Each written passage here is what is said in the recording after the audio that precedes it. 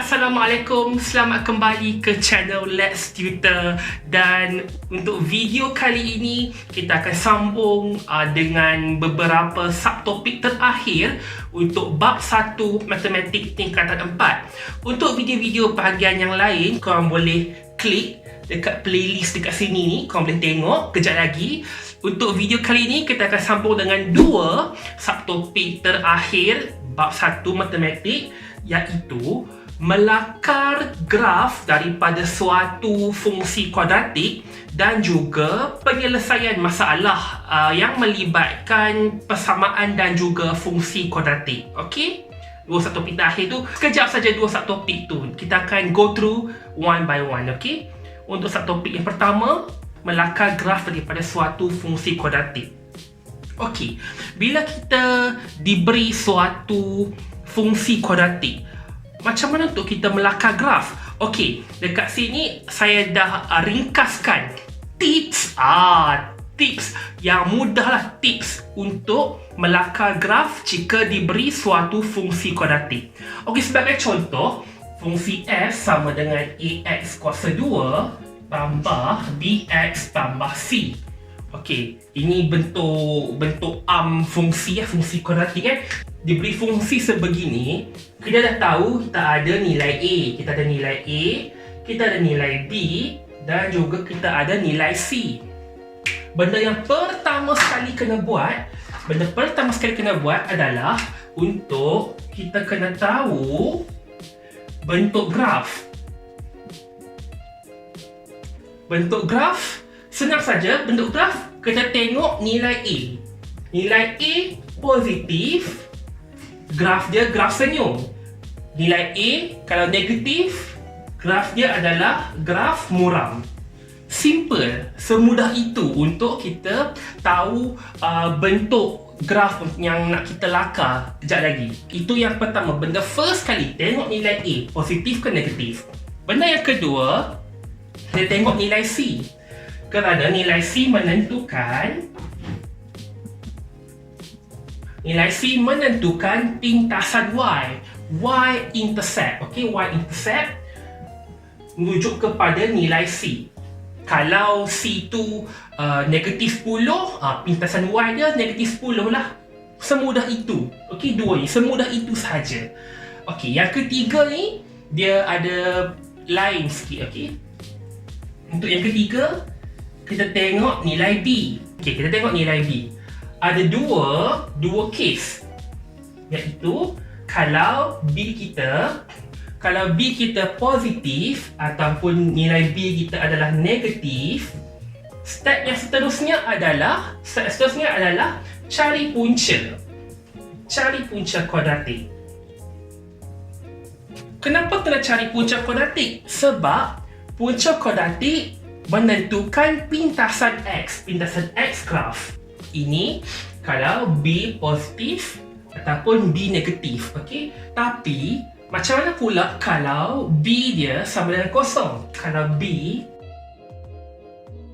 daripada video-video yang sebelum ni kan, kita dah bincang bahawa kalau nilai B kosong bermaksud paksi simetri graf adalah pada paksi Y. Tapi kita juga tahu bahawa titik minimum ataupun titik maksimum sesuatu graf berada pada paksi simetri. Jadi titik minimum ataupun titik maksimum untuk graf B sama dengan kosong adalah pintasan Y.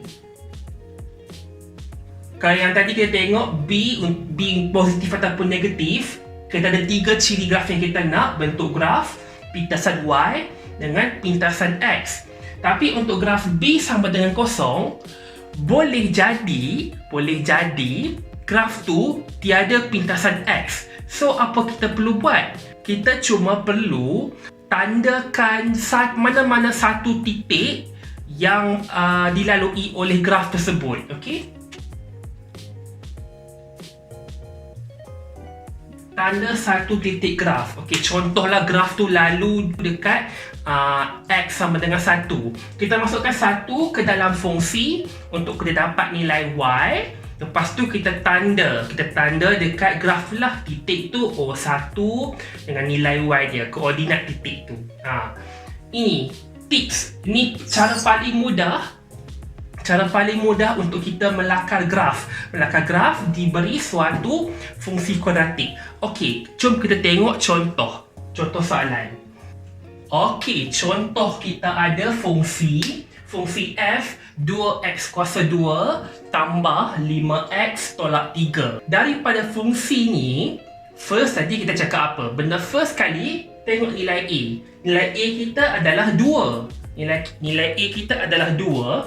Jadi, nilai A 2 positif. Positif bermaksud bentuk graf kita adalah graf senyum. Okey? Bentuk graf kita adalah graf senyum sebab A kita adalah positif. Perkara yang kedua, benda yang kedua kita tengok adalah kita tengok nilai C. Nilai C menentukan pintasan Y. Jadi, pintasan Y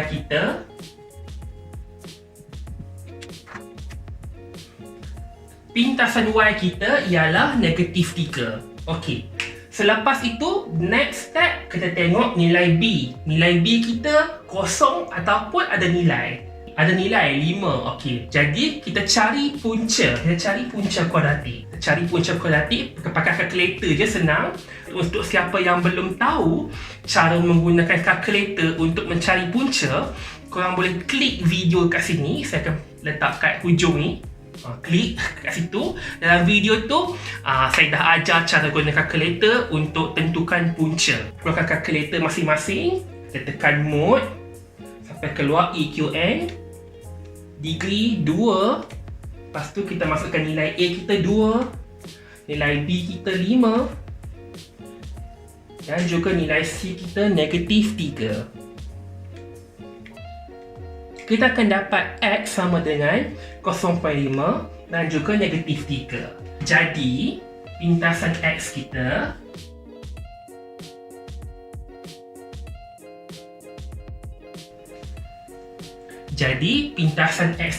ada 2, iaitu 0.5 dengan 3. Daripada 3 maklumat ni, kita dah boleh lakar graf. Okey?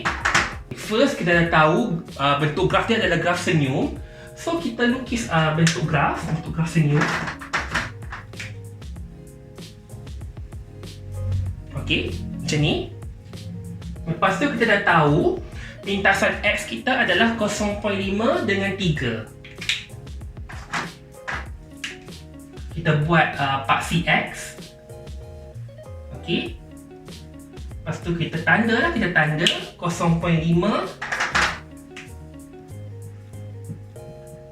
dengan negatif 3. Okey. Selepas itu, pintasan Y kita adalah negatif 3.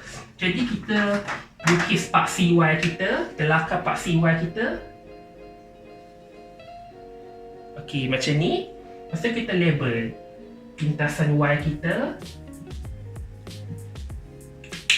adalah negatif 3. Siap. Ini sahaja yang diperlukan untuk melakar graf kuadratik. Macam ni saja. Selalunya soalan lakar graf ni dalam 3 markah ataupun 4 markah. So, dalam exam, kalau dia bagi 3-4 markah tu, markah yang pertama, kita akan tengok bentuk graf. Markah yang kedua, kita akan tengok pintasan Y. Markah yang ketiga ataupun markah yang keempat, kita akan tengok nilai kedua-dua pintasan X. Okey? Itu dalam exam. Ini kalau diberi contoh fungsi yang sebegini. Macam mana pula kalau kes yang kedua, kalau B kita sama dengan kosong dan tiada pintasan X? Okey, fungsi yang seterusnya iaitu kalau diberi fungsi negatif X kuasa 2 tolak 3. Macam ni saja fungsi dia. Macam biasa, benda pertama kita tengok nilai A. Nilai A kita adalah negatif 1. Negatif 1, negatif. Bermaksud bentuk graf kita adalah graf muram. Okey, selesai. Nombor 2, kita tengok nilai C. Nilai C kita, yang tiada X lah, yang tiada X tu nilai C lah kan, negatif 3. Jadi, pintasan Y kita negatif 3.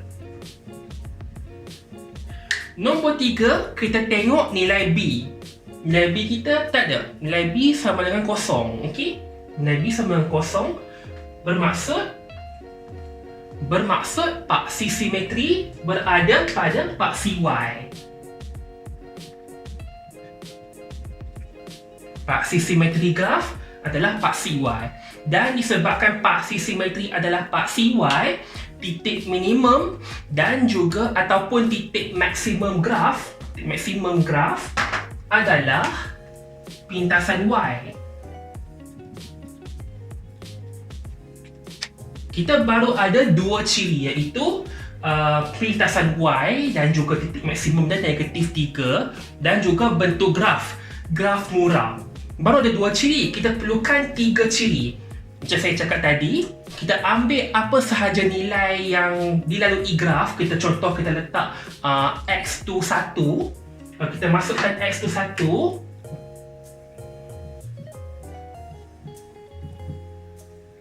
Negatif 1 kuasa 2 tolak 3. Bermaksud kita akan dapat negatif 4. Jadi, salah satu titik yang dilalui graf tersebut adalah 1, negatif 4. Okey, macam ni. Kita dah ada 3 ciri untuk kita lakar graf, iaitu bentuk graf, pintasan Y dan juga salah satu titik. Jadi kita boleh lakar graf, First kali kita tengok bentuk graf kita adalah graf muram. Lukis macam ni, graf muram. Selepas itu, kita tahu bahawa B sama dengan kosong, jadi paksi simetri adalah paksi Y.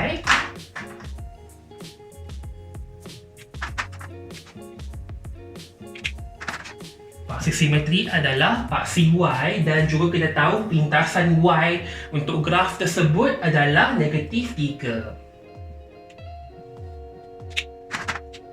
Negatif 3. Okey. Selepas itu kita letak salah satu titik yang kita dah cari tadi. Kita masukkan nilai X sama dengan 1. Kita akan dapat negatif 4. Kita masukkan nilai apa-apa sahaja, nilai X 1 ke 2 ke 3 ke negatif 1, negatif 10, suka hati. Asalkan ada satu titik yang dilalui graf. Nak senang bubuh 1 lah kan. Okey. 1 dengan negatif 4.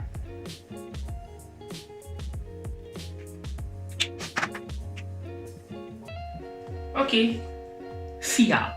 Siap sebegini sahaja nak lakar graf. Tengok bentuk graf, tengok pintasan Y. Lepas tu, kalau B sama dengan kosong, paksi simetri graf adalah paksi Y, dan kita cari satu titik yang dilalui oleh graf. Mudah, simple macam tu saja. Bagi je lah fungsi bentuk macam mana pun, confirm kita boleh lakar graf. Okey, selesai untuk cara untuk tips melakar graf, selesai. Okey, seterusnya subtopik terakhir, penyelesaian masalah yang melibatkan persamaan ataupun fungsi kuadratik. Dalam video part 3 yang sebelum ni, kita dah membincangkan cara untuk kita membentuk fungsi ataupun persamaan kuadratik jika diberi suatu situasi. Ni macam sambungan daripada subtopik itulah, iaitu diberi suatu masalah, kita kena selesaikan. Jadi kita tengok contoh masalah. Siapa yang ada buku teks, buka buku teks. Tak pun saya just letak soalan dekat sini lah kan. Untuk praktiskan diri 1.1H muka surat 27. Soalan nombor 1. Sebuah padang yang berbentuk segi 4 tepat perlu dipagar dengan dawai pagar. Okey, dia dah bagi je clue kat situ kan. Panjang padang ini ialah 5x tambah 20 meter dan lebarnya ialah x meter. Daripada video sebelum ni saya dah cakap, kalau diberi satu situasi, baca, faham, ekstrak maklumat, kita tulis dekat tepi. Okey, soalan bagi apa? Soalan bagi padang. Okey, soalan bagi padang.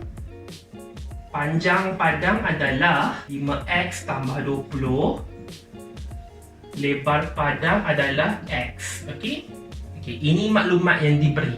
Soalan 1A Ungkapkan luas padang ini L meter persegi dalam sebutan X. Luas, okey, luas. Kita dah tahu panjang, kita dah tahu lebar. Jadi luas kita adalah panjang kali lebar lah kan? Luas panjang kali lebar.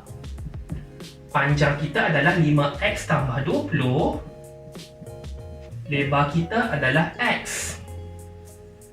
Jadi kita darab silang 5x kali x, 5x kuasa 2. 20 kali x, 20.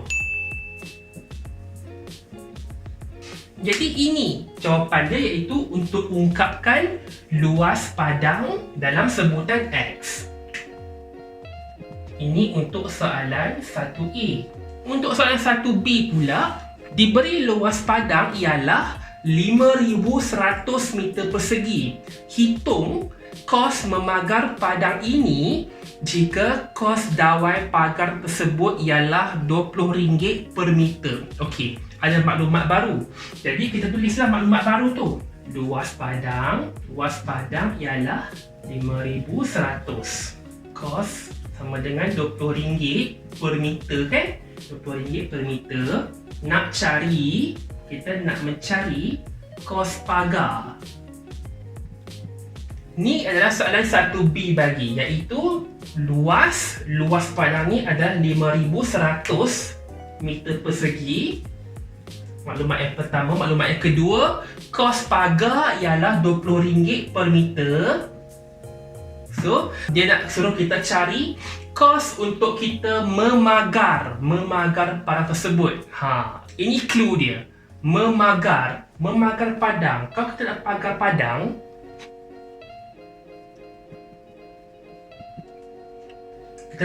padang, dia sekeliling padang lah kan.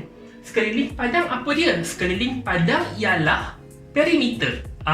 Kita kena cari perimeter padang ni dulu, baru kita boleh tentukan kos untuk memagar padang tu. Okay, kita buat satu-satu.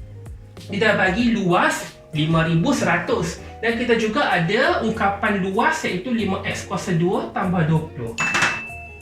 Jadi kita samakan 5x kuasa 2 tambah 20 sama dengan 5,100. Kemudian kita bawa 5,100 ke kiri untuk jadikan sebagai bentuk arm.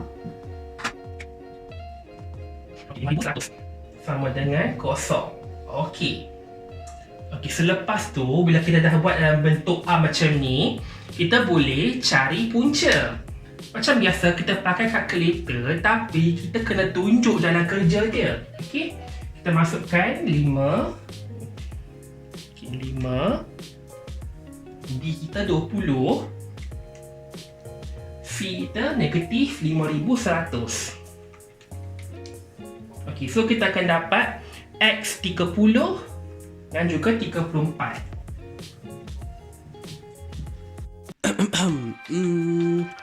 Kan tadi saya cakap kena tunjuk jalan kerja kan? Kena tunjuk jalan kerja. Saya tak tahu kenapa saya tak tunjuk jalan kerja. Sorry. Back to the video. Negatif 34. X 30 dengan negatif 34. Tapi masalah kita melibatkan panjang, melibatkan luas. Jadi panjang dengan luas tak boleh negatif. Memang takkan pernah terjadi panjang ataupun luas negatif. Jadi nilai X kita adalah 30. Seterusnya, nak memagar padang kita cari perimeter. Perimeter kita ialah 2 kali 5x tambah 20 tambah 2 kali x. Tambah 2 kali x. Bersamaan 2 kali 5, 10. 10x. 2 kali 20, 40. Tambah 2x. 10x tambah 2x, 12x. Tambah 40. Okey. Kita dah dapat perimeter. Soalan minta kos untuk memagar padang. Jadi kita dah dapat X sama dengan 30. Kita masukkan 30 dekat X ni. 14 kali 10 tambah 40 sama dengan, okey, perimeter kita dah dapat. Perimeter kita ialah 400 meter. Tapi soalan minta kos. Soalan minta cari kos pagar. Jadi kos pagar ialah 400 meter kali 20 kali RM20 bersamaan 400 kali 20 8,000. Okey, selesai. Kita dah dapat kos untuk memagar padang. Soalan 1A dia dah bagi, okey, dia kata bina suatu ungkapan bagi luas padang ni. Dia dah bagi panjang, dia dah bagi lebar. Panjang kali lebar, kita kena dapat 5x kuasa 2 tambah 20x. Selepas tu soalan 1B pula dia suruh kita cari kos memagar. Kita buat dalam bentuk arm.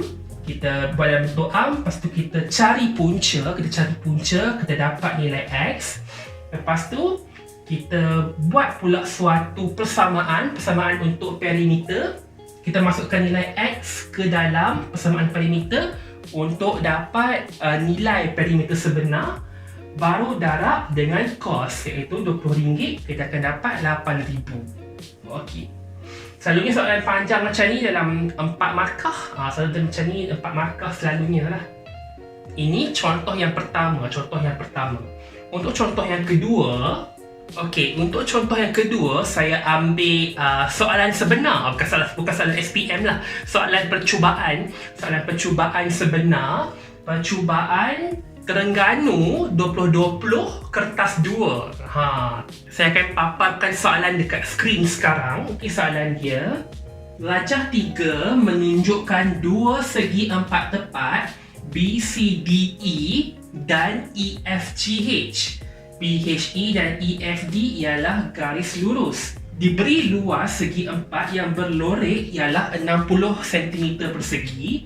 Hitung perimeter bagi segi empat BCDE. Okey.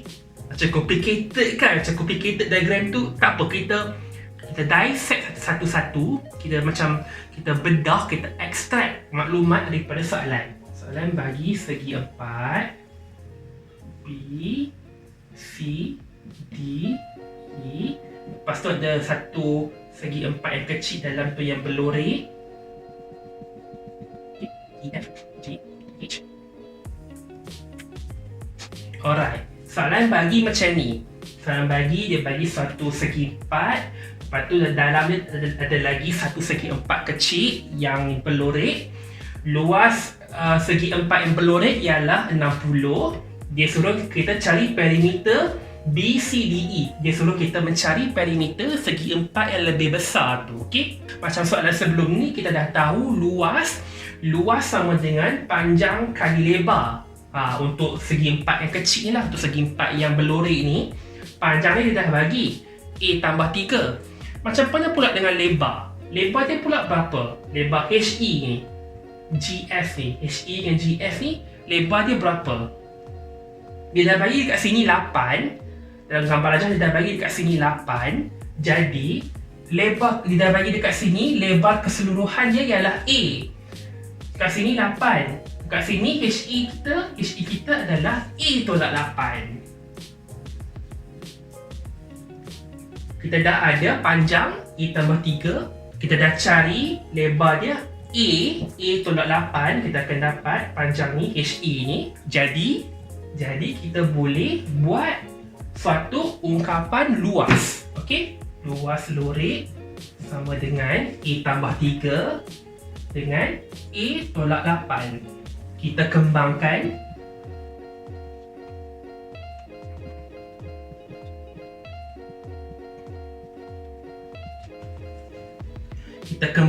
Kita dapat A kuasa 2 tolak 5A tolak 24. Tapi dia dah bagi luas kawasan berlorek ialah 60. Jadi kita samakan dengan 60. Seperti biasa, kita bawa 60 ke kiri untuk kita jadikan dalam bentuk arm.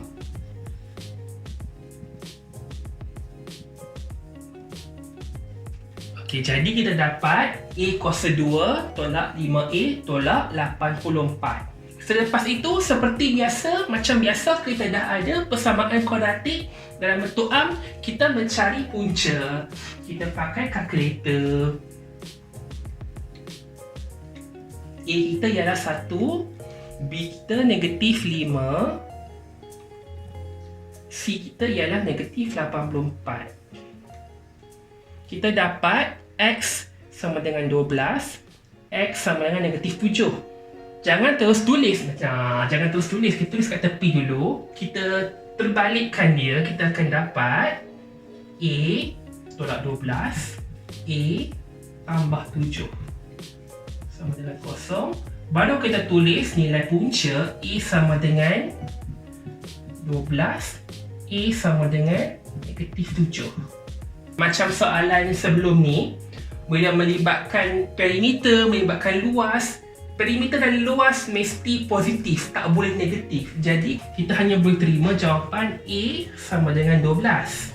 Soalan minta kita mencari perimeter B, C, D, E. Okey, kita buat dulu persamaan perimeter.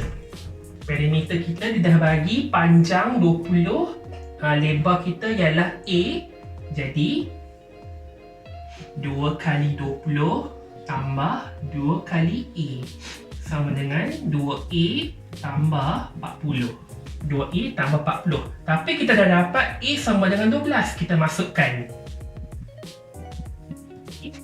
2 kali 12, 24 tambah 40. Jadi kita akan dapat perimeter kita ialah 24 tambah 40, 64. Ini jawapan akhir kita. Perimeter BCDE sama dengan 64. Selesai. Selesai. Itu sahaja cara untuk kita menyelesaikan masalah. Kita kena baca soalan betul-betul. Baca soalan, dah faham, kita ekstrak maklumat, kita keluarkan maklumat daripada soalan tersebut. Kenapa kena keluarkan? Sebab tak payahlah setiap kali kita nak buat jalan kerja, kita kena baca balik 1-2 ayat tu berulang-ulang kali. Tak perlu. Bila kita nak buat jalan kerja, kita just refer balik dekat maklumat yang kita dah keluarkan.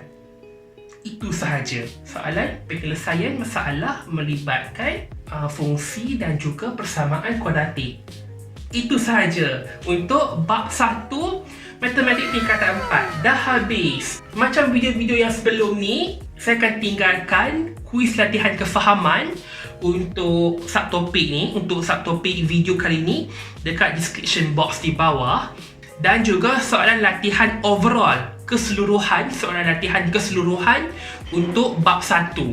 Bab 1 Maths tingkatan 4. Bab 1 ni antara topik yang agak mudah untuk skor lah. Kalau kita faham konsep, kita buat latihan, antara soalan yang mudah untuk kita skor. Selesai bab 1. Next video mungkin kita akan sambung dengan bab 2 Maths Form 4. Jika ada sebarang soalan ataupun sebarang komen, boleh tinggalkan dekat bawah. Nanti saya akan tengok. Dan sekian sahaja daripada saya. Terima kasih kerana menonton. Kita berjumpa dalam video yang akan datang. Bye-bye. Assalamualaikum.